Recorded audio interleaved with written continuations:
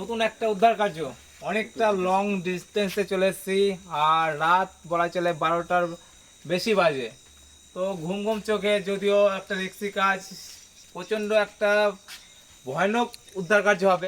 চারিদিকটা অন্ধকার থাকে এবং কি লাইটের আভাসেও কিন্তু অনেক সময় ভুলবশত একটা বাই চান্স অ্যাক্সিডেন্ট হয়ে যেতে পারে। তো এই রকমই একটা ভয়ানক উদ্ধার কার্য হতে চলেছে। আমি কোন জায়গাটায় এসছি একটু, আমি লোকেশনের মালিকের নাম কি? সঞ্জয় পাল। সঞ্জয় পাল। সঞ্জয় পাল। মানে এইখানে হাড়ি কড়াই বানানো হয়? হাড়ি করা ব্যবসা, ঠাকুর বানানো হয় এখানে। কোমর বাড়ি, অ্যাকচুয়ালি কথা হচ্ছে কোমর বাড়ি। আচ্ছা, এই ঠিকানাটা একটু বলবেন। এটা হচ্ছে কালীগঞ্জ পুরাতন বাজার, বিবেকানন্দ ক্লাবের পাশে কালীগঞ্জ পুরাতন বাজার। এটা কালীগঞ্জ থানা, কালীগঞ্জ বলা চলে। আমার বাড়ি থেকে না হলেও 30-35 কিলোমিটার ডিস্টেন্স। তো অনেক রাতে কিছু করার নেই, কারণ সাপ না সাপের নাম শুনেই ভয়, যেহেতু আতঙ্কের ভেতরে থাকে। এবং কি সাপটা আমি দেখলাম যে এতটা ভেতর ঢুকে গেছে এই বাড়ির, মানে ঘরের ভেতর যে কি করে ঢুকেছে সেটা একটা ভাবনীয় ব্যাপার।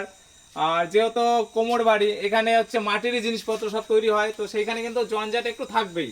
আমরা যতই বলি না পরিষ্কার রাখার জন্য, তবুও কিন্তু মাটির কাজ বাজ হয় এবং সব কিছু ভাঙাচোরা বা মাটির চারিদিকেই বলা চলে, কারণ কি মাটিতেই কাজ। তো ওই মাটির জন্য কিন্তু একটু নোংরা থাকবেই। তবে সেইখান দিয়েও কি করে ভেতর চলে গেছে এবং কি কাজ চলছিল কি এখনো কাজ করতে গিয়ে কার্যটা আমি শেষ করি। সম্পূর্ণ ভিডিওটা দেখতে থাকো, কারণ কি অনেক ইনফরমেশন আমিও এখনো দেবো। কারণ সাপ না সাপের নাম শুনে ভয়, সাপের আতঙ্ক থেকে কি করে আমরা মুক্তি হব বা আমরা মুক্ত পাবো, এর জন্য কিন্তু আমাদের এই ভিডিওগুলো বানানো এবং কি মানুষকে সেভ করা এবং কি পরিবেশের রক্ষা করার জন্য কিন্তু এদেরকেও বাঁচাতে হবে। কারণ এখন দিন যাচ্ছে, পরিবেশের বেহাল দশা হয়ে গেছে। হ্যাঁ, কারণ শীতের দিনে গরম পড়ছে, গরমের দিনে শীত, বর্ষার কোনো ঠিক নেই, ঝড় বৃষ্টির কোনো ঠিক নেই। কিসের জন্য? আমাদের এই বাস্তুতন্ত্রগুলো নষ্ট হয়ে যাচ্ছে, চারিদিকে জঙ্গল কেটে ফেলছি এবং কি চারিদিকে পোকামাকড় যত আছে না কেন, পরিবেশের কিন্তু এই সমস্ত জিনিসের কিন্তু দরকার। কারণ ভারসাম্য একটা বজায় রাখতে হলে কিন্তু সব জিনিসেরই একটা দরকার। তো সেই কারণে কিন্তু আমাদের সবাইকেই বাঁচাতে হবে। আগে মানুষ বাঁচুক, তারপরে কিন্তু আগে একে দেখি কেমন কন্ডিশনে আছে এবং এখান থেকে উদ্ধার করি। মাটির মালসা টাইপের, যেটা আমরা বলি মালসা, হাড়ি। তো এরকম কিন্তু এখানে কাজ হয় এবং কি ঠাকুর বানানো হচ্ছে, এখানে ঠাকুর তৈরি হয়, সমস্ত মাটির কাজ। যে কারণে কিন্তু আশেপাশটা একটু জঙ্গল টাইপের হবেই, এটা হলো সাধারণ ব্যাপার। সাপটা এখন এই মুহূর্তে আমি দেখতে পাচ্ছি যে এতটা ভেতরে, দেখতেই পাচ্ছেন যে কতটা ভেতরে এসে কিন্তু সাপটা এইখানে এই পজিশনে আছে এবং কি এইখানটা হাড়িটা লোড ছিল, তাই তো? লোড ছিল, সবার ঠিক থাকে। সাইড করছিল, সাইড করার সময় তখনই দেখা পড়েছিল। ওই হাঁড়িগুলো বার করে দিন। ওই হাঁড়িগুলো যখন বার করছিল দেখি, হ্যাঁ সব দেখেছি। আচ্ছা চলো আগে একে বের করা যাক। তো দেখতে পাচ্ছ এই মুহূর্তে কেমন কন্ডিশনে সাপটা এখানে একটা জায়গা নিয়ে বসে আছে। হয়তো আশেপাশে কোনো কিছু খাবার খেয়েছে, সেই খাবার খেয়ে কিন্তু এখানে হয়তো, যেহেতু ঠান্ডার দিন, শীত পড়ে গেছে, তো এই কারণে কিন্তু একটা জায়গা ও নেওয়ার চেষ্টা করছে।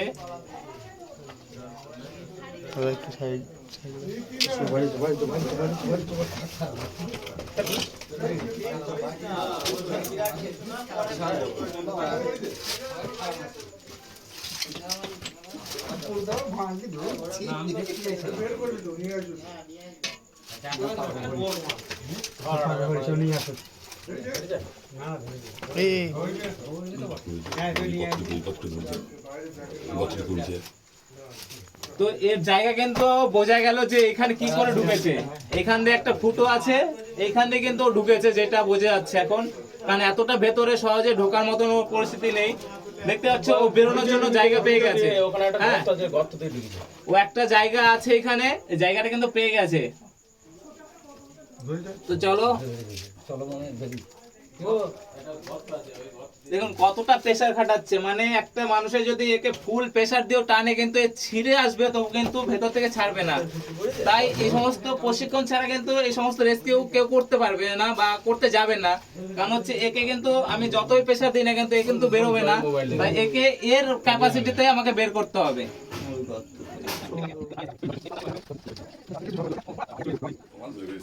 একবার কান को छाली मेरे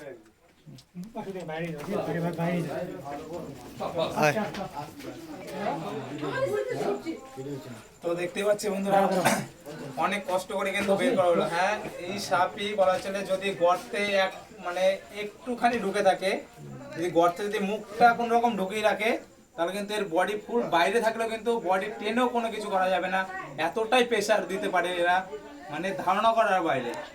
তো চলুন একটু বাইরের দিকে যাই।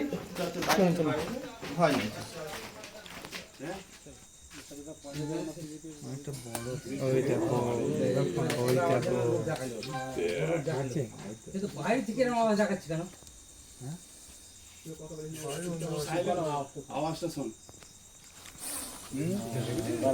এইবার দিই সমুদ্র বড়ার মতো আওয়াজ। দেখতে পাচ্ছেন এটাই হচ্ছে গোকরো সাপের মেন মানে সৌন্দর্য যেটা বলি, কারণ হচ্ছে এই ফোনাটার জন্য কিন্তু এই সাপটা সৌন্দর্য এবং এই সাপটা আমাদের সব থেকে পরিচিত। এই ফোনাটা থেকে কিন্তু আমরা সবসময় বুঝতে পারি যে এটা একটা স্পেকটেল কোবরা, যেটা আমরা বাংলায় খোরেশ গোকরো নামে আমরা জেনে থাকি।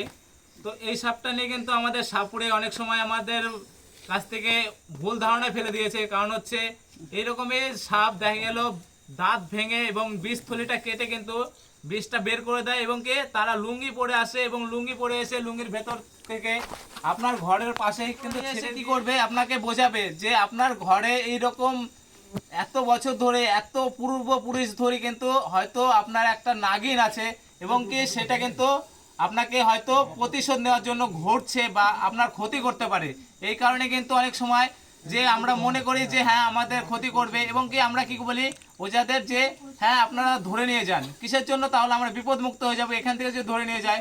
তো সেই কারণে কিন্তু ধরে নিয়ে যায়, এবং ধরে নেওয়ার জন্য কিন্তু কোনো টাকা পয়সা কোনো কিছুই নেয় না, লাস্টে না আসে। এর জন্য কি উপায়, কারণ আমরা সব জায়গায় রেস্কিউ করতে গেলে কিন্তু সবাই কিন্তু এইটাই বলে যে সাপ না আসার উপায় কি।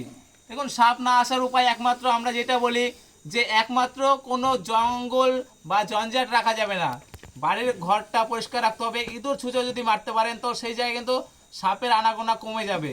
কিন্তু আপনি যদি সেইখানটায় নোংরা আবর্জনা করে রাখেন তাহলে অটোমেটিক কিন্তু সাপ আসবে, কারণ হচ্ছে সাপের খাবার জায়গা যদি থাকে তো অটোমেটিক কিন্তু সেখানে সাপ আসবে। হ্যাঁ কাকা বলছিল কালকে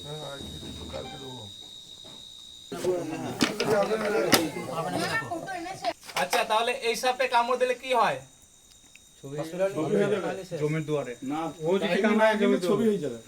আচ্ছা, তাহলে এখন মোটামুটি আমরা বুঝতে শিখেছি যে সাপে কামড় দিলে কোনো ওজাগুনি হবে না, তাই তো?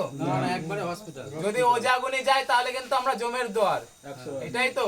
একদম। হ্যাঁ, এটাই হচ্ছে আমরা ভিডিও এই কারণেই বানাই যে মানুষ হয়তো যে গ্রামে যাচ্ছে সেই গ্রামে কিছু লোককে আমরা বোঝাতে পারছি বা কিছু লোককে জানাতে পারছি, কিন্তু এটা আমরা ভিডিওটা বানাই যে সমস্ত লোকে এটা জানুক বা বুঝুক যে সাপে কাটার পরে কি করণীয় আছে, সাপ থেকে বাঁচার কি উপায় আছে। এটাই কিন্তু আমাদের মেন উদ্দেশ্য। যে সাপে কেটে দিন দিন কিন্তু প্রচুর পরিমাণে লোক মারা যাচ্ছে, এবং সেই কারণে আমরা কিন্তু আরো ভয় পেয়ে যাচ্ছি, হ্যাঁ সাপে কামড় দিলে মরে যাব। কিন্তু না বন্ধুরা, আমাদের নিজেদের ভুলে কিন্তু আমরা মারা যাচ্ছি, কারণ হচ্ছে সাপে কামড়ানোর পরে আমরা একেতেই ভয় পেয়ে থাকি, এবং আমরা কিন্তু টাইম নষ্ট করে ফেলি। হ্যাঁ, আমরা ঠিক টাইম মতন কিন্তু হাসপাতালে যাই না, এবং আমরা সেই জায়গায় একটা অবহেলা করে অনেক সময় ওজাগুনির চক্কর পড়ি। তো ওজাগুনির চক্করে পড়লে কিন্তু অবশ্যই 100% এইরকম বিষধর সাপে যদি কামড়ায় তো 100% কিন্তু আপনার মৃত্যু, কারণ কোনো ওঝাগুনিন এইরকম বিষধর সাপের বিষ কিন্তু নামাতে পারবে না। হাসপাতালে কিন্তু এবিএস দেবে, যেটা এই এবিএস এর মাধ্যমে কিন্তু আপনার বিষটা আপনাকে নামাতে পারবে, এবং আপনার জানটা ফিরে আসবে। নাহলে কিন্তু ওঝাগুনির চক্করে পড়লে একদম সেই দিনটাই আপনার শেষ দিন হয়ে যাবে। তো তাই বলছি, কখনো সাপে কাটার পরে কিন্তু টাইম লস করবেন না। প্রত্যেকটা সময় হচ্ছে আপনার একটা মূল্যবান সময়। সাপে কামড়ানোর পরে আপনার 100 মিনিটের মধ্যে একটা নির্ধারিত সময় আছে, কিন্তু তার মধ্যেও যে সাপে কতটা বিষ ঢাললো সেটার ব্যাপার আছে, এবং আপনার উপরে ডিপেন্ড করে। আপনি যদি গাফলতি করে যদি একটু টাইম নষ্ট করেন, কারণ মিনি সেকেন্ডেরও একটা সময়ের দাম আছে সাপে কামড়ানোর পরে। তাই সাপে কামড়ানো মানে আপনি সঙ্গে সঙ্গে হাসপাতালে যান, না হলে কিন্তু আপনার মৃত্যু অনিবার্য হয়ে যাবে। তো চলুন, একে আর বিরক্ত করে লাভ নেই, কারণ হচ্ছে অনেকটা রাত হয়ে গেছে। চলো দেখা হবে আবার রিলিজ স্পটে, তো সেখানে আমি কিছু ইনফরমেশন দেবো। আপাতত একে আমি কৌটার মধ্যে ভরে নিই। তো এই কৌটা বন্দি করার সময় কিন্তু অনেকে ভুল করে, অনেক নতুন রেস্কিউয়ার আছে বা হতে যাচ্ছে, যে কারণে কিন্তু আমাদের ভিডিও দেখে অনেক সময় ভুল করে কিন্তু কৌটায় ঢোকানো বা প্যাকিং করার ভেতরে কিন্তু অনেক ভুল ত্রুটি হয়ে যায় এবং কি সেখান থেকে কিন্তু রীতিমতন কামড় খেয়ে মারা যায়। তাই কৌটা বন্দির সময় কিন্তু সবসময় আমাদের 100% থাকতে হবে যে সাপটা কি পরিস্থিতিতে আছে বা কিভাবে ঢোকালে কিন্তু আমাকে বাইট করতে পারবে না।